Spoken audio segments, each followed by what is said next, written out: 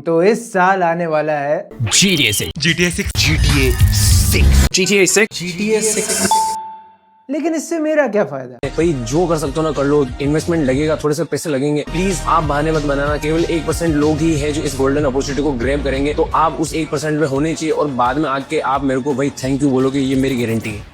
तो अब सवाल आता है कि क्या GTA 6 सच में मेरी लाइफ चेंज कर सकता है, या अगर मैं गेमर नहीं हूँ तो फिर भी इसका फायदा कैसे उठा सकता हूँ, बाकी लोग इसकी कैसे तैयारी कर रहे हैं, और क्या ये गेमिंग करियर सच में वर्थ इट है भी?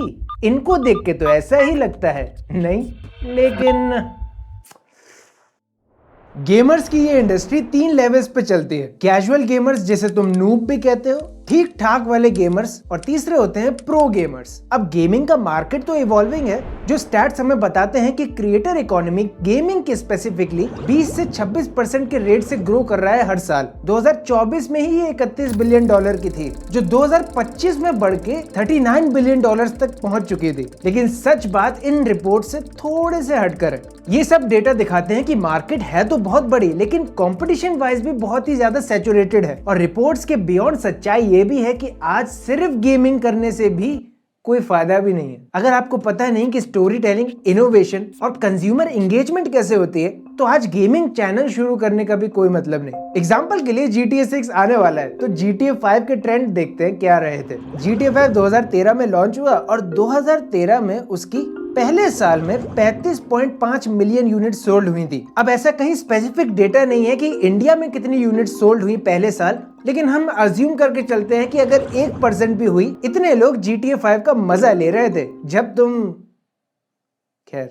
और इन लोगों में से तकरीबन इतने लोगों ने ना करते भी ये जरूर सोचा होगा कि चलो स्ट्रीम करके देखते हैं, क्योंकि उस वक्त फॉरेन क्रिएटर्स जो थे वो बूम पे जा रहे थे, लेकिन इंडियन क्रिएटर्स में से कोई इतना बड़ा नाम नहीं बन रहा था। हजारों लोग GTA 5 खेल रहे थे, लेकिन अगर हम टॉप क्रिएटर्स इंडिया से लें उस वक्त, तो आप उंगलियों पे गिन सकते हो। जो कि इंडिया में खासकर डिमांड तो बहुत ज्यादा थी, लेकिन सप्लाई उस वक्त नहीं थी हिंदी लैंग्वेज में, तो उनको एक एडवांटेज वहां मिला।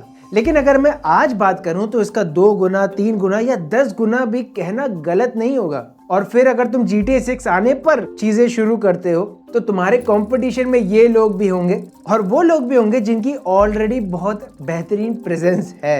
लेकिन तुम्हारे लिए खुशखबरी है, इवन आपको भूलना नहीं चाहिए कि GTA 6 जो है वो नेक्स्ट जेन कंसोल्स पे खेला जाएगा। और पीसी वालों तुम 1-1.5 साल रुक जाओ थोड़ा। अगर PS6 लॉन्च हुआ होता तो आपको और ज्यादा एडवांटेज मिलता है, लेकिन PS6 के अभी कोई ज्यादा चांसेस नहीं लग रहे, तो PS5 और Xbox सीरीज के ऊपर ही गेम आएगा ये। तो PS5 की 84.2 मिलियन यूनिट सोल्ड हुई थी। अगर नवंबर 2025 का डेटा देखें अब तक, वहां पर अप्रोक्सीमेट नंबर जो इंडिया में यूनिट सोल्ड हुई वो 4 लाख के करीब है। मैं 4 लाख ही मान के चलता हूँ, वो 5 भी हो सकती है, 4 लेके चलते हैं। तो इन 4 लाख लोगों से तुम्हें कम्पीट करना है। अब इन 4 लाख लोगों में से भी 60% तो कैजुअल व्यूअर्स ही हैं, वो सिर्फ मजे के लिए खेल रहे हैं, उन्हें स्ट्रीमिंग व्रीमिंग से कोई मतलब नहीं है, मजे करने दो उन्हें। और 30% लोग जो ठीक ठाक गेमिंग जानते हैं, उनको ये भी पता है कि स्ट्रीमिंग से क्या क्या अचीव किया जा सकता है, वो तुम्हारा कंपटीशन एक हद तक बन जाते हैं। और बाकी बचे 10% जो है वो तुम्हारा असली रियल क्वालिटी कंपटीशन है, यानी तकरीबन इतने लोग तुम्हारा रियल कंपटीशन है।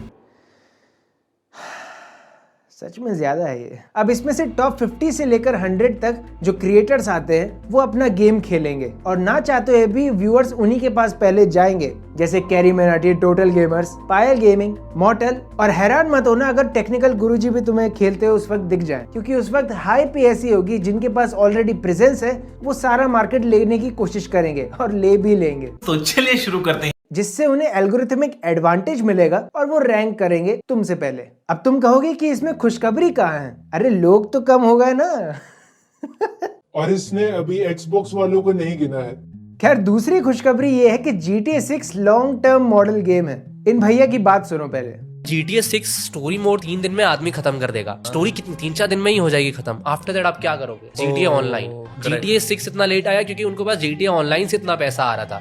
GTA 5 आज इतना पॉपुलर भी इसीलिए है क्योंकि उसका ऑनलाइन वर्जन जो है वो लोगों को इंगेज करके रखता है। आज भी ठीक ठाक नहीं, अच्छी खासी ऑनलाइन प्रेजेंस है रॉकस्टार के GTA सर्वर्स पे। इसलिए क्रिएटर्स के पास एक लॉन्ग टर्म गैप आ जाता है सरवाइव करने के लिए, अगर आप एक अच्छा वैल्यू दे पा रहे हैं तो। हाइप तो एक जगह रहेगी, आप कुछ भी कर ले, लेकिन अगर आपकी प्रेजेंस अभी बिल्ड नहीं हुई है तो एल्गोरिथमिक एडवांटेज उन्हीं लोगों को मिलेगा जिनकी पहले है। तो वो हाइप का मजा तो वो लेंगे, लेकिन लॉन्ग टर्म गेम की वजह से आप उनसे आगे निकल सकते हो।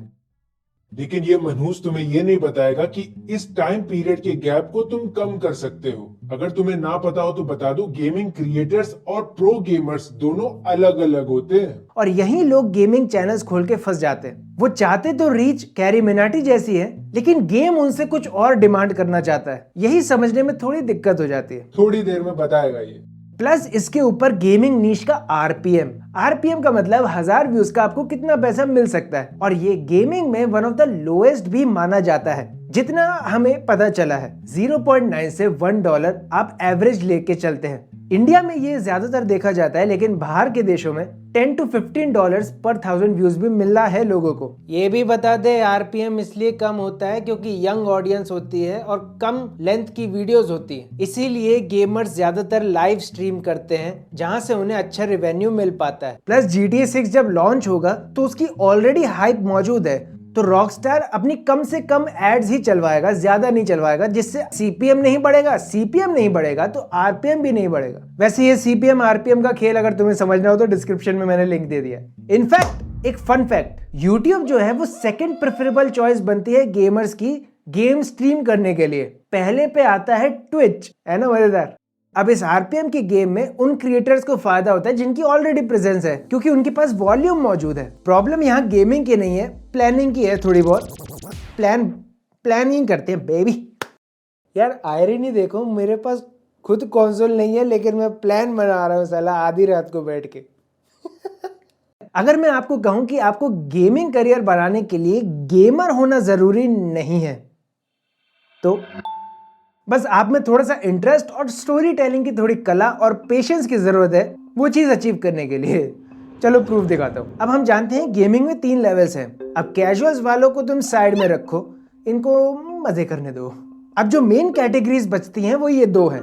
अब आपको नहीं पता हो तो मैं बता दूं, प्रो गेमर्स वो होते हैं जिनकी ई स्पोर्ट्स में रैंकिंग हो। ये ऐसा समझ लो कि प्रो गेमर्स जो हैं वो क्रिकेट वर्ल्ड कप है, और जो ठीक ठाक कैजुअल गेमर्स हैं वो आईपीएल के फॉर्मेट पे खेल रहे हैं। दोनों का पर्पस अलग है। एक का पर्पस है अपनी रैंक को बढ़ाना और एक दबदबा कायम करना गेमिंग इंडस्ट्री में। एक का पर्पस है सिर्फ एंजॉय करना और लोगों के साथ करना। यहीं पर ही लोग कंफ्यूज हो जाते हैं, वो चुन ही नहीं पाते इन दोनों में से क्या चुनना है। अब ये gaming creators casual plus gamer level ठीक ठाक है इनका, बिना ई स्पोर्ट्स रैंक के इंडियन गेमिंग को रूल करते हैं। और ये क्रिएटर्स ई स्पोर्ट रैंक यानी कि ये प्रोफेशनल गेमर्स के अंदर आते हैं। हाँ मतलब कैरी भाई की ई स्पोर्ट्स रैंक नहीं दिखा रहा था कहीं, क्योंकि उनका पर्पस अलग है। Gaming creators story driven games खेलते हैं, जैसे कि RDR, God of war, black myth Wukong और GTA। वो एंजॉय करने के लिए। अब आपको चुनना है कि आपको किस कैटेगरी के अंदर गेमिंग करनी है। इस कैटेगरी में आपके पास हार्ड कोर स्किल्स होनी चाहिए, इक्विपमेंट्स भी होने चाहिए, टीम वर्क, एक प्रोफेशनलिज्म, एथिक्स से चलना पड़ेगा आपको। इस कैटेगरी में अगर आप जाते हो तो तब आपका नेम सामने आता है, आप कंपीट करते हो अलग अलग टूर्नामेंट्स में, और हाँ इसमें कई साल भी लग जाते हैं। अब जैसे क्रिकेट में होता है, आप एकेडमी में जाते हैं एक सर्टेन लेवल तक अचीव करने के लिए, और योगराज सिंह जैसा आपको कोच चाहिए। वैसे ही ई स्पोर्ट्स की भी कोचिंग्स होती हैं, वहां भी कॉम्पिटिशन्स होते हैं, आप हिस्सा लेते हैं, टूर्नामेंट्स में जाते हैं, कंपीट करते हैं। एग्जाम्पल के लिए ASET-UL इंडिया का जाना माना ई स्पोर्ट्स हब है, जिसके कोच को फाउंडर मॉडल भाई भी है अपने। पर तुम देखोगे कि मॉडल भाई की टीम्स में यार उतने मैजिकल नंबर्स तो नहीं आ रहे। बेटा उनका पर्पस अलग है, उनका पर्पस मोर प्रोफेशनल वे में है ई स्पोर्ट्स इंडस्ट्री के। एंजॉय करना नहीं, वहां पर आपको कंपीट करना है। अब इस कैटेगरी में आपको हार्ड कोर गेमिंग स्किल्स की रिक्वायरमेंट नहीं है, ऊपर नीचे चल सकता है। यहाँ रिक्वायरमेंट होती है आपकी स्टोरी टेलिंग और एक स्ट्रॉन्ग पर्सनल ब्रांड की। एग्जाम्पल के लिए अजय भाई, मेन चैनल इनका कैरी मिनाटी है। अब मेन चैनल पे थोड़ी वो गेमिंग करते हैं, ये चैनल तुम ऐसा समझ लो जैसे ऑडियंस को ग्रैब करने के लिए है। गेमिंग से अलग पर्सनल ब्रांड बनाया जाएगा यहाँ पे, जिससे लोग इमोशनली कनेक्ट हो सकते हैं और उनके साथ जुड़ेंगे। फिर लोग जब उनसे जुड़ जाएंगे, उनके लॉयल बन जाएंगे या फैंस बन जाएंगे, वो उनके बारे में रिसर्च करेंगे कि और क्या करते हैं ये। तब उन्हें पता चलेगा ये बंदा तो लाइव स्ट्रीम करता है गेम्स की। क्या चैनल है उसका? Carry is live. वहां पर भी वो उसी वाइब से कमेंट्री करेंगे जहां वो अपने मेन चैनल में भी उसी तरीके से करते थे। तो ऐसे उन्होंने पर्सनल ब्रांड तो एंटरटेनमेंट और रोस्टिंग इंडस्ट्री में बनाया, लेकिन उसका फायदा उनके गेमिंग को भी हुआ। मेन चैनल से एड रेवेन्यू और स्पॉन्सर्स, और गेमिंग चैनल से एड्स और फैन फंडिंग। और इसी से हमारी कहावत भी बनती है, एक तीर से दो निशाने लगाना। और ज्यादातर लोग इसी कैटेगरी में आना चाहते हैं। यही सेम चीज आप वेनम गेमिंग में भी देखेंगे कि उनका टेक चैनल है लेकिन गेमिंग चैनल भी है अलग से। वही चीज आप मिथपैट के साथ भी देखेंगे कि उनका व्लॉग चैनल से वो अपनी ऑडियंस ग्रैब करते हैं और गेमिंग चैनल अलग। तुम लोग हैरान मत हो ना, ये भी कल को गेमिंग चालू कर दे तो इन सब से हमें एक फ्रेमवर्क मिल जाता है जिसका इस्तेमाल हम कर सकते हैं as in casual viewers, casual gamers. अपना पर्सनल ब्रांड बिल्ड करो डिफरेंट नीश में जिसका टैम हाई हो, कोशिश करना। अब ये टैम क्या चीज है वो मैंने पिछली वीडियो में आपको बताया था, अगर आपको नहीं मिला तो आप डिस्क्रिप्शन बॉक्स चेक कर सकते हैं, और वहां से डाइवर्ट किया जाए अपने गेमिंग चैनल पे। साले बोलना आसान है ये चीजें, क्योंकि जैसा मैंने कहा था, story telling is a must भाई। टोटल गेमर्स की आज अगर आप वीडियो खोल के देखेंगे तो वहां पर आपको इंफॉर्मेशन गैप देखने को मिलेगा टाइटल्स और थंबनेल्स में। वो स्टोरी टेलिंग का पार्ट है, और उनकी कमेंट्री की वजह से जो उसमें चार चांद लगाती है, आप घंटों की स्ट्रीम्स भी एंजॉय कर सकते हैं। उन्हें स्टोरीज क्रिएट करना आता है और उनसे कैसे व्यूज लेने हैं वो आता है। और भूलना मत, कैरी मिनाटी भी वायरल अपनी स्ट्रीम्स की कमेंट्री के दौरान हुए थे जब उनकी क्लिप्स काटी गई थी। तो ऐसे में आपको तीन चीजें चाहिए होती है, स्टोरी टेलिंग, कम्युनिकेशन और एक बिजनेस एक्यूमेन। आपको रखना ही पड़ेगा चाहे आप गेमर हो या ना हो। लेकिन तुम कहोगे ये तो सब लोग करेंगे, तो मैं उनसे अलग कैसे दिखूं? और लगे हाथ ये भी देख लेते हैं कि GTA 6 की तैयारी कैसे करनी है। प्लान बनकर रेडी है? गुड। ये फ्रेमवर्क जो हमने बनाया था उसका इस्तेमाल कैजुअल व्यूअर्स के साथ प्रो गेमर्स भी कर सकते हैं। कैटेगरी की कोई मनाही ही नहीं है। तो हमारा प्लान 3 स्टेजेस पे है। प्रेजेंस बनाओ, कंसिस्टेंट रहो और मजे करो। तो पहले प्रेजेंस कैसे बनाए? और हाँ, ये क्लिप्स विलिप्स काटना छोड़ दो, ये मीम वीम ये ठीक है यार, अच्छा लगता है, लेकिन अब नहीं, अब उब गए लोग। कितना काटोगे यार तुम? उसके बजाय ये ट्राई करके देखते हैं। Emotional branding. इस इंसान को देखो, अपने सेटअप को घुमा घुमा के इन्होंने फॉलोअर्स इकट्ठे कर लिए, क्योंकि वो रिलेटेबल चीजें बता रहे हैं और रिलेटेबल एनवायरनमेंट में बता रहे हैं जिससे लोग उन्हें वॉच कर पा रहे हैं। इसके अलावा आप न्यूज शेयर कीजिए, थ्योरी शेयर कीजिए, ब्रेकडाउन शेयर कीजिए, एकदम छोटी से छोटी डिटेल्स। इवन YouTube पे तो बहुत से चैनल्स आपको दिख जाएंगे आज जो स्पेसिफिकली ही GTA के लीक्स और थ्योरीज को स्टडी करके चीजें बता रहे हैं, यानी वो अपनी प्रेजेंस बनाने की कोशिश कर रहे हैं। इवन आप जब तक दूसरे गेम्स खेल सकते हैं उनकी थ्योरीज बता सकते हैं, गेम के अंदर की थ्योरी शेयर कर सकते हैं, गेमिंग इकोनॉमी ब्रेकडाउन चैनल्स को बना सकते हैं। GTA 5 के कंटेंट्स को कैसे बनाया जाता है उसके लिए टोटल गेमर्स के वीडियोस का इंस्पिरेशन लीजिए यार। अपने मिशन ही ऐसे बनाओ कि लोगों को देखना ही पड़े। हाँ, मैं जानता हूँ कि व्यूज नहीं आएंगे इतनी जल्दी, लेकिन अभी इस स्टेज पर हम एल्गोरिथमिक एडवांटेज लेने की कोशिश कर रहे हैं, अपना प्रेजेंस बनाने की कोशिश कर रहे हैं। एल्गोरिथम को अभी पता नहीं है कि हम कौन हैं, क्या करते हैं, क्या नहीं करते, कुछ नहीं पता। हम सिर्फ अपनी एक प्रेजेंस बनाने की कोशिश कर रहे हैं। अगर एक व्यू भी आता है वो भी काउंट होगा। इवन आप दूसरे गेम्स खेल सकते हैं, स्पेसिफिकली बात नहीं कर रहा हूँ, लेकिन अभी 007 आने वाला है गेम, उसकी भी हाइप ठीक ठाक है, तो वो गेम की लाइव स्ट्रीम शुरू कर दो यार। जरूरी नहीं है कि GTA 6 की ही करेंगे पहली, और ये गेम तो PC में भी अवेलेबल है, तब तक प्रेजेंस बना लो। अब आता है दूसरा स्टेज, जब लॉन्च हो जाए GTA 6 तब क्या करना है? एक चीज जरूर याद रखना है, ये चीज RDR के साथ भी हुई है, हॉगवर्ट्स लेगेसी गेम के साथ भी हुई है, GTA 5 और तकरीबन हर वो गेम जिसमें स्टोरी उसका मेन कंटेंट होती है। भूलना मत कि गेम सिर्फ स्टोरी पे नहीं चलते, उसके अंदर की स्टोरी लाइन क्या होती है उस पे भी चलते हैं। और स्टोरी लाइंस के अंदर हमेशा आपको मैप्स, पजल्स और ऐसी चीजें मिलती हैं जो आपको मिशंस में बांध के रखती हैं। और जब GTA 6 लॉन्च होगा, ये लिखवा के ले लो, उसके 24 घंटे के अंदर मैप्स और मिशंस जो हैं लोग कंप्लीट करके डालना शुरू कर देंगे, और उसमें उनको व्यूज भी मिल जाएंगे, भले ही वो वीडियो 30 सेकंड से 1 मिनट की क्यों ना हो। क्यों? क्योंकि आपका एड्रेनलिन इस समय हाई रहता है जब आप एक गेम को खेलते हैं, और जब आप किसी मिशन को कंप्लीट नहीं कर पाते आप फ्रस्ट्रेट होते हैं। वो फ्रस्ट्रेशन दूर करने के लिए आप YouTube पे जाके चेक करते हैं कि ये मिशन कैसे खत्म करूं, और वहां आप पहले 5 में से कोई भी वीडियो सिलेक्ट करते हो, उसके नीचे जाते ही नहीं हो, और वहां पर उनको वो प्रेजेंस मिलती है, या जितने भी थ्योरीज या मैप के पजल्स जो है अगर आप उस समय डालें तो आपको फायदा मिलता है। लेकिन ये तो सब लोग करेंगे, फिर तो इससे अलग कैसे दिखे?